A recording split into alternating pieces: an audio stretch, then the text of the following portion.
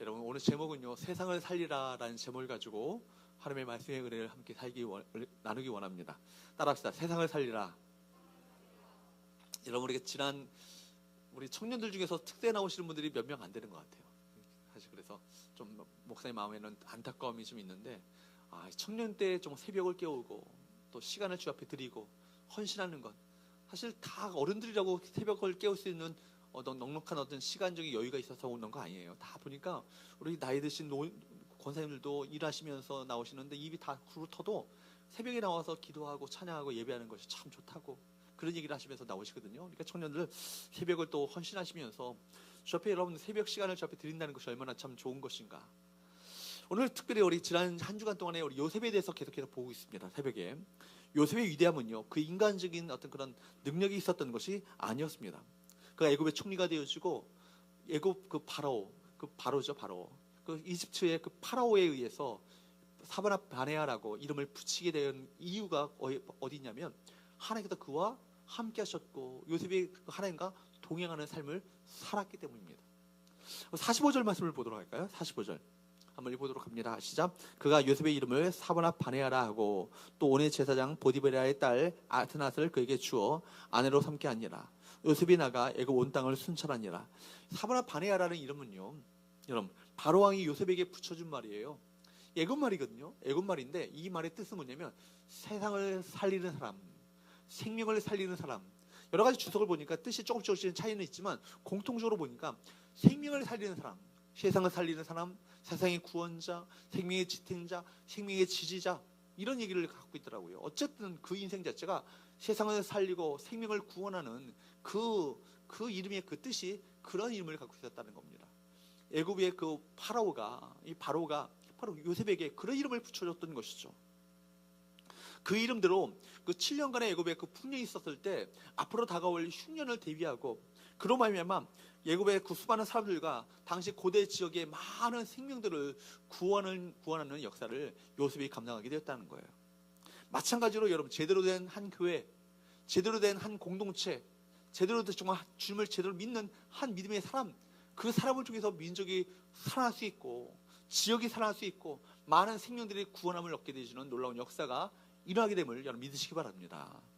여러분 우리 성교회 가운데 특별히 우리 청년부 가운데 이런 믿음의 인재들이 나오고요, 정말 성교회 성도들이 이 땅에 사바나 바네아가 되어서 생명을 살리고 세상을 구원하는 아름다운 하나님의 역사를 감당하는 귀한 믿음의 주인공들 될 수 있기를 간절히 바랍니다. 오늘 요셉의 삶을 통해서 세 가지 교훈을 함께 얻기 원해요. 첫 번째는요, 우리가 세상을 살리는 사바나 바네아의 삶을 살기 위해서 필요한 것이 과연 무엇인가 한번 따라가겠습니다.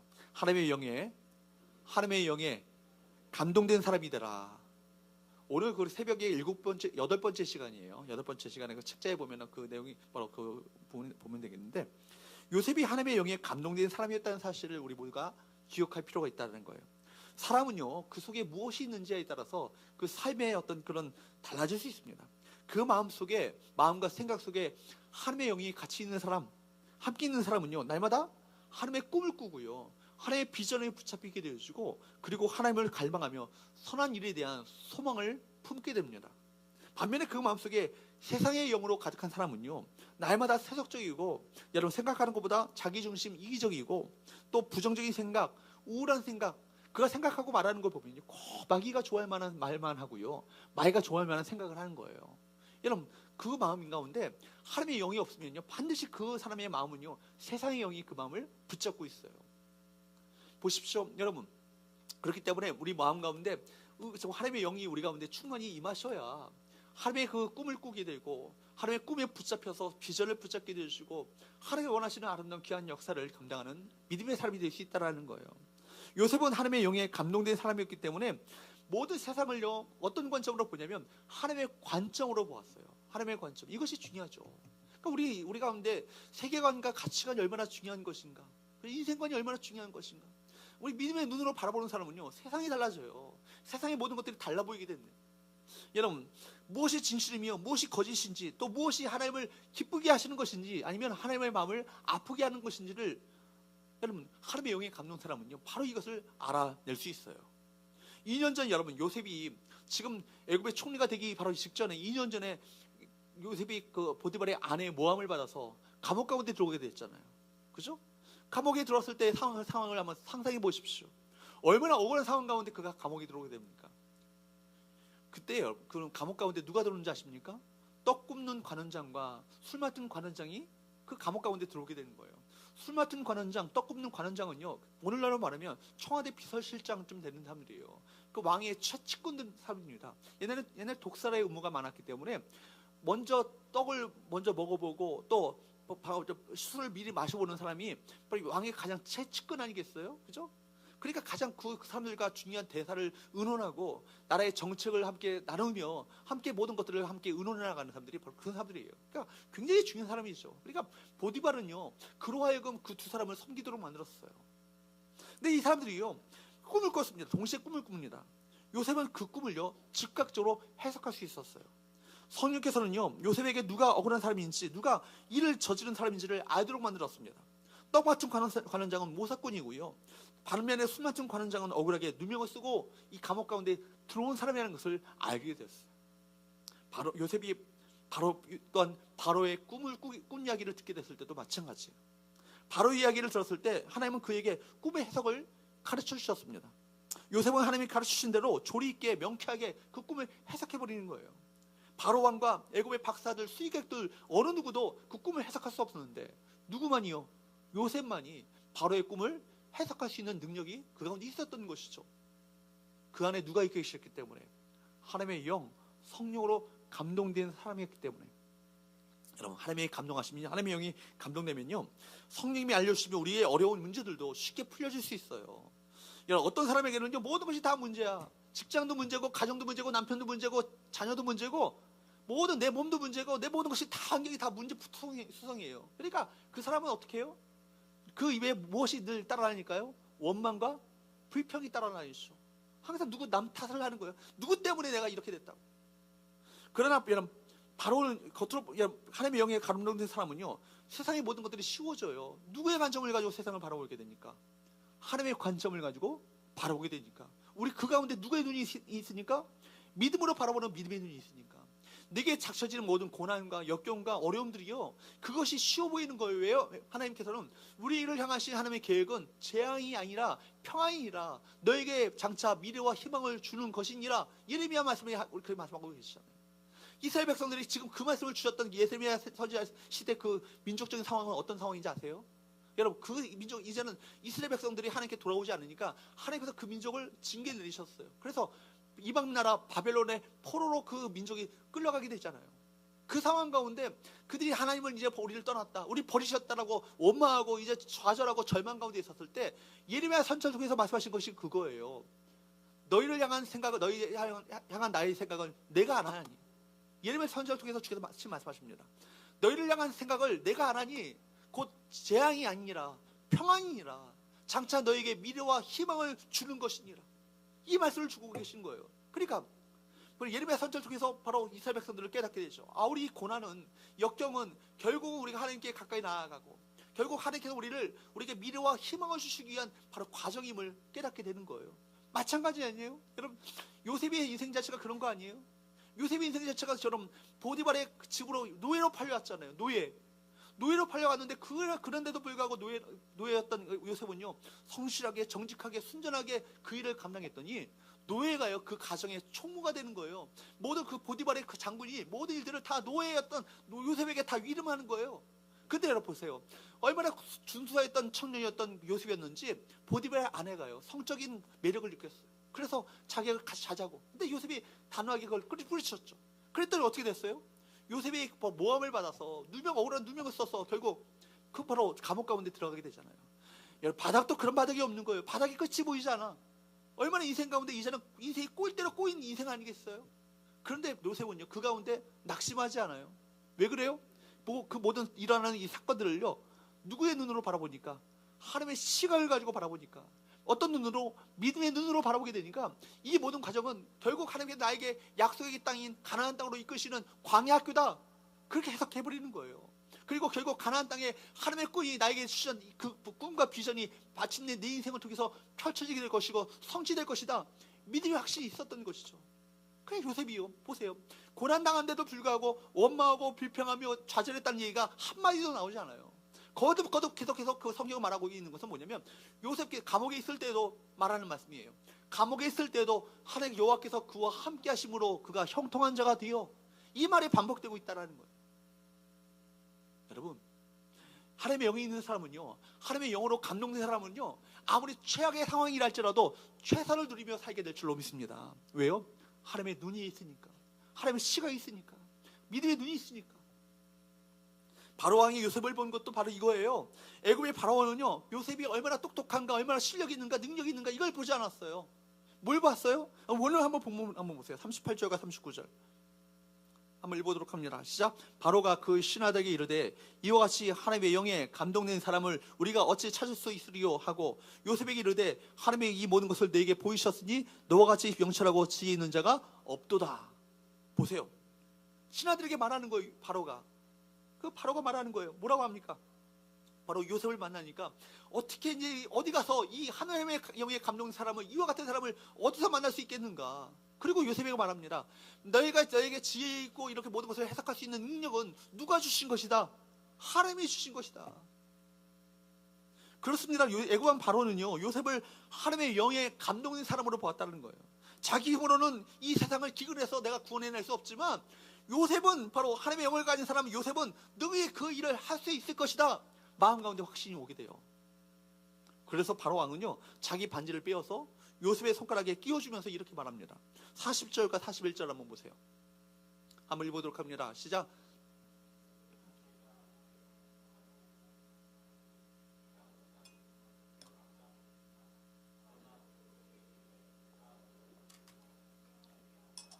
보세요. 또 45절 한번 보세요. 시작.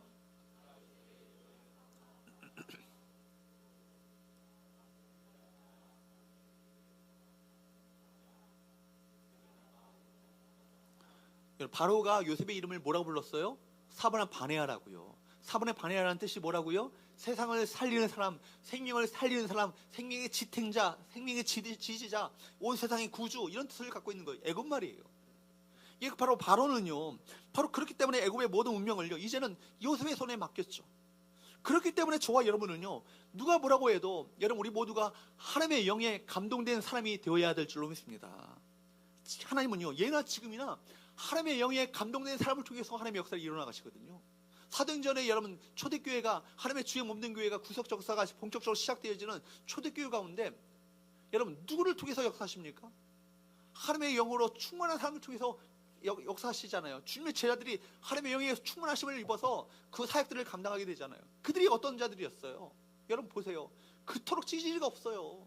예수님을 3년 동안 그렇게 배우고 함께 동거하고 그렇게 함께 훈련을 받았음에도 불구하고 주님께서 십자가에 달려 돌아가신다고 하시니까 다 뿔뿔이 다 도망가 버리고 하는 거예요. 그나마 수제자 누구예요? 베드로는요, 주님을 따라가긴 따라가. 근데 성경에 보니까 어떻게 따라가냐면 멀찍이 따라간다고 해요. 멀찍이 따라가다가 숯불을 쬐는데, 거기서 함께 모여서 불을 쬐는데 거기에 모여있던 여종 하나가 이렇게 얘기하는 거예요. 너 내가 많이 봤는데 저 갈릴리 나사렛 예수 같은 도당이지? 한백거리지? 이런 묻는 거예요. 아, 절대 아니라고. 근데 또 재차 묻습니다. 그래서 세 번째 묻는 거예요. 세 번째 물을 때는 뭐예요? 주님께서 그 베드로를 쳐다보고 계셨어요. 그런데도 불구하고 그 주님 앞에서, 면전 앞에서 뭐라고 하냐면 주님을 저주까지 하면서 부인해버리고 말아요. 그때 뭐가 울죠? 닭이 울어요. 닭이 울더니만 바로 뭐가 생각나요? 내가 바로 십자가 달릴 때 내가 나를 3번씩이나 부인할 것이다, 이 말이 생각나서 밖에 나가서 통곡하고 울지 않습니까? 그렇게 비겁하고 그렇게 겁 많은 겁쟁이였던 예수의 제자들이에요. 찌질이도 그런 찌질이가 없어. 근데 그들 가운데 누가 임하셔요? 하나님의 성령이 임하게 되잖아요. 하나님께서 그 구속 역사를 시작하실 때 그들 가운데 하나님께서는요, 먼저 성령님을 보내주셨습니다. 성령으로 충만한 그들이 예루살렘을 뒤흔들게 되어지고 온 유대와 온 지역 가운데 사마리아의 복음을 증거하게 됩니다. 여러분, 그들이 붙잡히게 되잖아요, 나중에. 그래서 그들 앞에서 위협을 가하는 거예요. 더 이상 예수 이름으로 말하지도 말고 전하지도 말라고 위협을 가합니다. 전하는 순간 너희가 바로 너희 스승 예수처럼 똑같이 만들어 주겠다고 협박을 가해요. 근데 그들이 말하기를 뭐라고 합니까? 내가 보고 들은 것을 내가 말하지 않을 수 없다라고 그렇게 외치면서 회당을 떠나게 되지 않습니까? 공회를 떠나지 않습니까? 여러분, 무엇이 그들로 하여금 그 비겁쟁이가 담대한 믿음의 사람으로 바뀌게 된 거예요? 성령으로 말미암아. 그들을 사용하셔서 하나님께서 구원 역사를 이루어가셨잖아요. 마찬가지에 그들이 또 초대교회에서 일꾼들을 세울 때 그 일꾼 가운데 어떤 기준이나 자격 조건을 따진 것이 아니에요. 누가 성령으로 충만한 사람인가 이걸 봤어요. 그래서 바로 성령으로 충만한 사람 7명을 세워서 교회를 섬기도록 만들었습니다. 왜 그렇습니까? 분명해요. 하나님의 일은요, 세상적인 지식 갖고 하는 게 아니에요. 어떤 인간적인 수수나 하나님의 꾀나 정치적인 수수를 가지고 하나님의 뜻을 이룰 수 없습니다. 성령으로 충만한 사람이 이 땅에서 하나님의 놀라운 일들을, 하나님의 역사를 감당할 수 있는 거예요. 그러므로 믿음의 사람들은요, 이렇게 항상 외치지 않습니까? 따라합시다. 예수님 한 분만으로 충분합니다. 여러분, 예수님 한 분이면요 충분한 거예요. 하나님과 함께 하시는 것이 우리 인생의, 우리 삶의 모든 해답이 되어진 줄로 믿습니다. 저는 우리 성원교회, 특히 우리 청년부, 우리 공동체가 성령에 충만한 우리 공동체가 되기를 바랍니다. 여러분, 하나님의 임재가 있는 교회가 되어지고 하나님의 임재가 있는 우리 청년부가 되어서 우리가 정말 하나님의 영에 감동되어서 하는 일들마다 하나님의 관점으로 그 일을 감당함으로 하나님의 역사, 하나님의 그 사역을, 일하심을 정말 몸소 체험하고 그 하나님의 놀라운 역사를 떠내려가는 우리 믿음의 주인공들 될 수 있기를 주임으로 축복합니다. 두 번째는요, 따라할까요? 일시적인 성공보다 좀 이렇게 점심 안 먹었어요? 크게 합시다. 시작. 일시적인 성공보다 영원한 형통을 바라라. 여러분, 일시적인 형통보다 영원한 형통을 바라는 거예요. 우리가 요셉에서 배울 수 있는 두 번째 레슨은요, 일시적인 성공보다 영원한 형통을 바라보는 것이 얼마나 중요한 것인가, 이걸 우리가 배우게 되는 거예요. 보세요. 요셉이 드디어 애굽의 국무총리가 되었어요. 그 순간 얼마나 행복하고 얼마나 영광스러운 순간이었을까요? 그런데도 요셉은요, 궁중에서의 삶을 즐기려 하지 않았고요, 대이집트 제국의 국무총리라는 어떤 그 성공을 오히려 쾌락의 기회로 삼지 않았습니다. 46절 한번 보도록 할까요? 46절 한번 읽어보도록 합니다. 시작.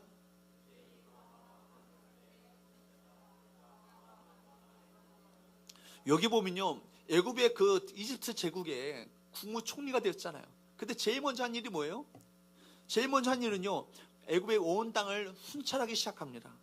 그 높은 자리에 앉아가지고 보고만 듣고 있는 것이 아니라, 여러분, 그걸 보고만 듣고 무엇을 판단하는 것이 아니라 정확한 정보를 수집하기 위해서 자기가 직접 온 땅을 순찰했다는 거예요. 그런 교만하거나 자기의 자리를 과시하는 사람이 아니었다는 것입니다. 요셉은 애굽의 그 총리라는 이 자리가 누가 주신 것을 알았을까요? 누가 그 총리라는 자리를 주신 것이라고 알았을까요? 하나님이 주신 것을 알겠죠. 바로 그렇기 때문에 자신이 누구에게 속했으며 그리고 누구를 위해서 일해야 되는지도 분명히 알았어요. 그래서 바로 왕의 앞에서 오래 머물 수가 없었던 거예요. 다시 한번 45절과 46절 한번 봅니다. 45절 36절 시작. 그가 요셉의 이름을 사문에 반해하라 하고 또 온의 제사장 보디베라의 딸 아스낫을 그에게 주어 아내로 삼게 하니라. 요셉이 나가 애굽 온 땅을 순찰하니라. 요셉이 애굽 왕 바로 앞에 설 때 30세라. 그가 바로 앞을 떠나 애굽 온 땅을 순찰하니, 바로 앞을 떠나서 하나님의 주신 사명을 따라 애굽의 온 땅을 순찰했다는 말을요, 2번이나 반복해서 사용하고 있어요. 이 얘기는요, 강조하고 있는 거예요. 정말 요셉은요, 순전한 사람이 되어서 성실하게 자기에게 주어진 임무를요, 충성스럽게 잘 감당하고 있었던 것입니다. 척스윈들 목사님, 갈보리 체이프의 어떤 목사님이었던 척스윈들 목사님이 썼던 요셉에 관한 책이 있어요. 그 책에 보면 부제가 뭐냐면 The man of integrity, 뭐냐면 순전성의 사람, 온전성의 사람, 정직한 사람이라는 얘기. 바로 그 제목 자체가 그거예요. 그 사람 자체가 얼마나 온전하고 통전적인 어떤 인격을 갖고 있었는지, 바로 요셉은 그런 삶을 살았다는 거예요. 요셉은 말 그대로 인테그리, 바로 진실하고 순전하고 온전한 인격을 가지고 있었다는 것입니다. 이중적이거나 가시적이지 않았고 언제나 성실했고 부지런했습니다. 성령의 사람은 바로 이런 사람들일 거예요. 이렇게 순전한 인격을 가진 사람은요, 어디 가도요 다 인정을 받아요. 특히 직장에서, 일터에서 사람들에게 환영을 받게 되어 있습니다. 요셉은 보디발의 장군의 집에서 일할 때도 그랬잖아요. 여전히 정직하고 성실했습니다. 그리고 주인의 보디발은요, 자기 집의 모든 그 관할 모든 업무들을 다 누구에게 이름합니까? 요셉에게 이름하는 거예요. 환경이 좋을 때만 요셉은 정직하고 순전한 인격을 가지고 충성스럽게 그 사역을 감당하는 것이 아니에요. 어디까지 내려가요? 모함을 받아서 억울한 누명 쓰고, 여러분 누구의 어디로 내려갑니까? 감옥에 들어가잖아요. 그런데도 불구하고 감옥에서요 남을 욕하지도 않고 원망하지도 않았어요. 여러분 보십시오. 감옥에 왜 들어온 거예요? 요셉이 정직하게 하나님의 말씀대로 그대로 하나님 앞에서 정직하게 순전하게 살고자 하다가 억울하게 그분이 나를 모함했잖아요. 말 같아서는 그 X라고 말하고 싶은데, 그죠? 그 사람이 나를 모함해가지고 억울하게 누명 쓰고 감옥에 들어온 건 아니겠어요? 그럼 누구에 대해서 험담하고 그 사람이 헐뜯고 그 때문에, X 때문에 내가 이렇게 들어왔다고 그렇게 말할 수 있잖아요. 근데요 누구를 욕하지도 않고요 원망하지도 않아요. 자신의 억울함과 누명을 벗기 위해서 다른 사람을 험담하지 않았습니다. 그러자 감옥의 간수장은 요셉 안에 있는 이 인테그리티, 바로 온전한 통전한 어떤 순전한 인격을 봤던 것이죠. 그리고 그에게 은혜를 베풀어서 감옥의 모든 업무를 누구에게 또 이름합니까? 요셉에게 이름하는 거예요. 또한 요셉이요 드디어 이제 감옥에서 나와서 요셉의 애굽의 총리가 되었어요. 총리가 되었을 때도 그랬습니다. 감옥 애굽의 바로 왕은요 자기 반지를 요셉에게 끼워주면서 뭐라고 말합니까? 44절 한번 보세요. 44절 시작. 바로가 요셉에게 이르되 나는 바로라. 애굽 온 땅에서 내 허락이 없이는 수족을 놀릴 자가 없느니라. 무슨 얘기예요? 없으리라. 여러분 내 허락 없이는 어느 누구도 손 하나 까딱 발 하나 까딱 할 수 없다라고. 엄청난 권세를 그에게 준 거 아니에요? 엄청난 권위와 권력을 그에게 준 거 아니에요? 근데 여러분 그 순간에 요셉은 어떻게 했습니까? 여전히 순전한 믿음의 사람으로 정직하게 충성되게 그 일을 했다는 거예요. 하나님께서 주신 이 총리라는 이 자리를 하나님이 그에게 주신 사명으로 받아들이고 여전히 성실하게 임했다는 겁니다. 여러분 요셉이요 총리까지 되어지는 것, 국무총리까지 올라가는 것이 그의 인생의 목표였다면요 그 인생은 망하고 말았을 거예요. 보세요 여러분, 총리가 되는 것이 인생의 그 꿈의 전부였다면 그는 결국 그 성취 이후에 허무감과 쾌락 때문에 정말 타락한 인생을 걸었을 거예요. 실제로 여러분 많은 사람들이요 정상에 올라가면 어떻게 해요? 타락하잖아요. 그죠? 승리, 그죠? 아시잖아요. 정상에 올라가서 그가 더 성실하게 진실되게 그렇게 인격을 가지고 그 일들을 감당했다면 여전히 많은 사람들이 어떤 칭찬과 인정을 받을 거예요. 그러나 정상에 올라가면 사람들이요 그 쾌락에 탐닉하고 결국 자기의 어떤 그 쾌락 모든 것이 정상에 올라가게 되면 그래서 내가 모든 것을 다 이룬 것처럼 생각해서 교만에 빠져서 결국 그로 인해서 말하는 사람들이 얼마나 많이 있습니까? 권력을요 이용해서 범죄하죠. 또 권력을 탐욕을 채우는 기회로 자기 쾌락을 충족하는 기회로 삼는 사람들이 얼마나 많이 있어요. 여러분 근데 요셉의 위대함은요 기억하세요. 고난을 어떻게 이겨나갔는가, 여기에 바로 요셉의 위대함이 있지만 고난을 어떻게 이겼는가 동시에 못지않게 중요한 것이 있어요. 요셉의 훌륭함은요 그 성공 이후에 더 잘 나타났다는 거예요. 요셉의 상품은요 고난 때뿐만 아니라 성공 이후에 더 아름답게 나타났다는 것입니다. 사실 사람들은요 고난 중에 겸손해요. 고난 중에 하나님을 찾습니다. 그런 반면에 번영의 때는요 잘 될 때는요 교만해지기 쉽고 하나님을 떠나기 쉬워요. 고난을 이길 수 있는 사람은 많지만 번영을 이기는 장부는 없다고 그런 얘기를 하지 않습니까? 그래서 우리는 성공을 두려워합니다. 많은 사람들이 성공한 이후에 몰락합니다. 왜 그렇습니까? 성공을 목적으로 삼았기 때문에 그래요. 여러분 저는 이 나라의 민족과 나라와 또 정치적인 안정과 경제를 위해서 기도해요. 저도. 근데 여러분 두려운 거는 뭔지 아세요? 1만 달러가 넘어가기 시작하면요 통계적으로 그래요. 교회에 사람들이 한 명, 두 명씩 빠져나가기 시작한다는 거예요.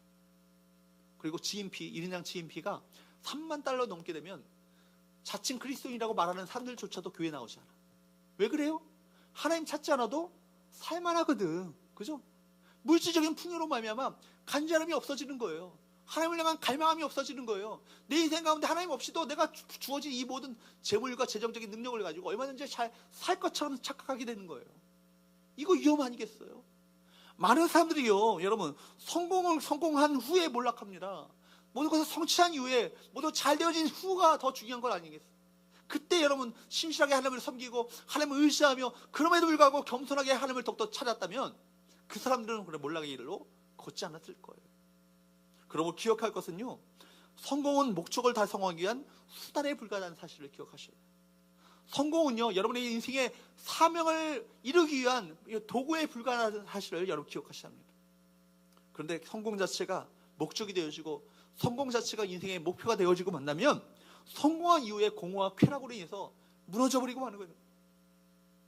그렇습니다. 성공은요, 성공 자체가 목적이 아니라 사명을 완수하기 위한 디딤돌이라는 사실을 기억할 수 있기를 주부로 축복합니다. 따라합시다. 성공은 사명을 완수하기 위한 디딤돌이다. 여러분, 실패했다고 실패가 아니에요. 실패는 도리어 하나님께서 주시는 그 성공의 꿈을 이루기 위한 그 과정으로 우리 인생 가운데 실패를 허락하실 수 있어요. 그러니까 절대로 여러분, 실패 중에서도 여러분의 꿈과 비전을 하나님께서 주신 꿈과 비전을 잃어버리지 않게 되기를 바랍니다. 요셉이야말로 그렇잖아요. 망하는 길 아니에요. 그냥 계속해서 망하지 않습니까? 노예로 팔려가는 것 자체가 얼마나 그 채색을 입고 아버지의 그 듬뿍 사랑을 받았던 그가 노예로 팔려가는 것 자체가 얼마나 절망적인 상황이에요. 그것만이 아니잖아요. 노예로 팔려갔는데 이제는 감옥까지 내려가 억울한 누명 썼어. 얼마나 그 인생이 비참한 나락으로 떨어집니까? 그럼에도 불구하고 그는 하나님께서 그에게 주신 꿈을 절대로 놓지 않았다는 거예요. 바로 내 인생을 통해서 결국 하나님의 뜻이 내 인생 가운데 이루어지게 될 것이다 라는 확신 속에 고난을 돌파하고 이겨나갔다는 것입니다. 여러분, 요셉은요, 성공과 사명을 분별할 줄 알았어요. 그 성취를요, 섬김의 기회로 삼았습니다. 그의 꿈을 성취하기 위해서 노력한 것보다도 성취한 이후에 여러분 더 많은 노력을 기울였잖아요. 여기에 요셉의 위대함이 있는 거예요. 그리고 여러분, 단 한 번의 형통이나 잠깐의 성공에 여러분 만족하려고 하지 않길 바랍니다. 이 땅에서의 잠깐 동안의 성공과 이 세상을 바라본다면요, 여러분, 우리 마음은요 흔들릴 수 있어요. 지위가 올라가고 돈이 많아지고 권력이 주어지면 여러분이 정말 갖고 있었던 순전한 그 믿음이요 흔들려버릴 수 있어요. 그러므로 저와 여러분들은 이 땅에서의 단 한 번의 성공과 바로 성공의 형통에 만족하지 마시고 진정으로 붙잡아야 될 영원한 형통이 과연 무엇인가를 깨달으셔서 형통을 붙잡은 추구하시는 우리 청년들 될 수 있기를 주부로 축복합니다. 여러분, 그렇잖아요. 이 땅에서의 생애가 전부가 아니잖아요. 우리는 언젠가는 다 누구 앞에 서게 됩니까? 하나님 앞에 서게 되잖아요. 하나님 앞에 서게 될 거예요. 그리고 주님께서 베푸시는 칭찬과 영광과 존귀함을 얻게 되는 것이 우리 인생의 진정한 형통 아니겠어요? 이 사람들의 어떤 그 칭찬과 인정에 우쭈쭈하지 마시고 정말 주님께서 정말 인정하시는 칭찬과 영광과 존귀함을 얻는 우리 청년들, 그걸 바라보시면서 우리 생애를 달려가시는 우리 청년들 될 수 있기를 주님으로 축복합니다. 세 번째, 마지막으로 따라합시다. 살리는 사람이 되라. 살리는 사람이 되라. 다시 한번요. 살리는 사람이 되라. 여러분, 바로는 요셉의 이름을 뭐라고 붙였어요? 4번에 반해하라고요. 애국말로 세상을 살리는 사람, 생명을 살리는 사람, 그리고 생명의 지탱자, 지지자, 세상의 구원자, 이런 뜻을 갖고 있는 그 이름을 붙였다는 것입니다. 목사님이 제가 우리 교회에, 우리가 정말 처음에 부임해서 담임 목사로 처음 사역을 시작하면서 우리 교회에 붙였던 그 1년의 표가 있었어요. 아시는 청년들 있어요 혹시? 밥을 좀 사줘야겠는데 알면. 사람을 살리고 사람을 세우는 교회라는 표를 붙였어요. 사람을 살리고 사람을 세우는 교회. 우리 교회가, 우리 공동체가, 우리 모든 성도들이 그런 삶을 살기를 원해요. 좀 사람을 살리고 사람을 세우는 교회로서 이 땅 가운데 주님의 뜻을 아름답게 이뤄드리는 그런 교회가 된다면 얼마나 좋을까. 여러분, 사바나 바네아 요셉에 의해서 이제는 대이집트 제국의 모든 운명이 그에게 달려지게 된 거예요. 드디어 55절 말씀에 보면 어떤 일이 애굽에 일어나게 됩니까? 55절 한번 보도록 할까요? 시작.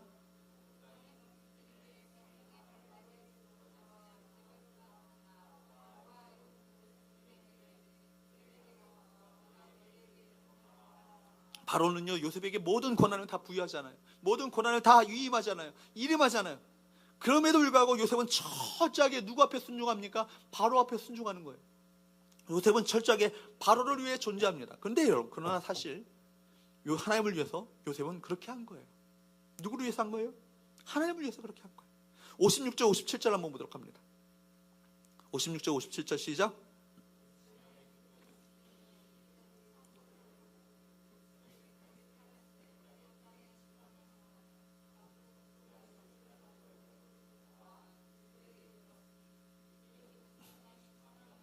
여러분 보세요. 여러분 정말 흉년의 때에 살기 위해서는 누구 앞에 나와야 되는 거예요? 요셉 앞에 나올 수밖에 없는 거예요. 그래, 여러분 요셉을 통해서 생명을 얻게 되는 건 아니겠습니까? 여러분 이 요셉은요 누구를 우리가 상징합니까? 신약 시대 예수 그리스도를 상징하게 되죠. 누구나가 예수 앞에 나와야 생명을 얻고 구원함을 얻고 살게 되시는 거예요. 여러분 우리 그리스도인들은 어떤 자들이에요? 생명 대신 예수 그리스도, 그분을 우리가 우리 주변에 많은 사람들에게 소개함으로 말미암아 그분께로 이끌어가는 귀한 축복의 통로가 되어야 될 줄로 믿습니다. 흉년이 시작되어지고 애굽 백성뿐만 아니라 각국의 백성들이 요셉에게 나와서 식량을 구했다는 것은 어떤 의미를 갖고 있는 거예요? 우리 그리스도인들은 유일한 구원자, 유일한 생명 대신 예수 그리스도를 통해 구원받은 자로서 다른 사람들의 그 생명을 살리는, 여러분, 사명으로 부름을 받았다는 것입니다. 흉년이 닥쳐왔을 때 식량을 얻어서 생명을 보존하는 유일한 방법은 다른 것이 아니에요. 누구에게 나가는 거예요? 요셉에게 나가는 거예요. 하나님은 우리 그리스도인들을 통해서 많은 사람들의 생명이 살아나길 원하세요. 세상은 저절로 하나님을 알 수도 없고 저절로 스스로가 하나님을 믿을 수도 없는 거예요. 누구를 통해서만 주님을 만날 수 있는 거예요?